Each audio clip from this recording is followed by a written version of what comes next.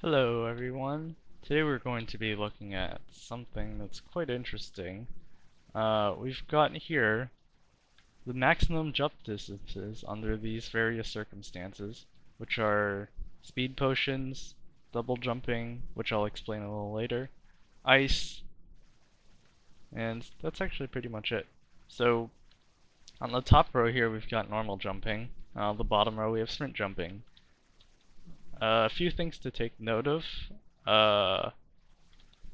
These numbers are rounded down to the nearest 0.5 block, meaning that if I couldn't make a jump, I would put down the number that was one lower than the jump I couldn't make, if that made any sense. And also, some of these numbers may not be exactly correct because I didn't try these jumps an infinite number of times. I just tried them until I thought that it wasn't possible or was possible. So that's also a factor. And I'm not going to read down all these numbers, or I'm not going to read out all these numbers, but if you really want, you can take a look at them and see the kind of jump distances that you can get. And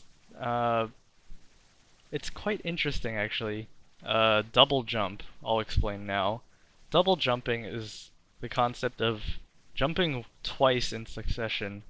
The second jump right after the first jump. And so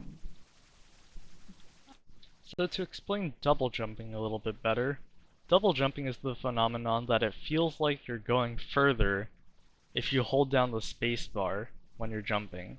To apply this to my experiment here, I found that if you did something like this, you would be able to make that jump some of the time, but if you just tried it just running up and jumping at the gap, you wouldn't make it at all. And that's why I have this double jump category on here, and why the sprinting number is a little bit higher than my number for no effect. And so I used to think this was because the momentum that you accumulated from the first jump would actually be passed on to your second jump. But now when I think about it, I think it's just a mental thing. So when you do a standard jump, you tend to jump a little bit earlier than you really should. You tend to jump with your legs about here, because at that point you can't see the lip of the block anymore. But really you should be jumping when your feet are just on the edge of the block, maybe even hanging off the block a little bit. And so I feel like double jumping just helps you jump a little bit later, because you don't have to worry about hitting the spacebar in time. You can just hit it when you think you're close enough, and then the second jump will just do itself because you're still holding the spacebar.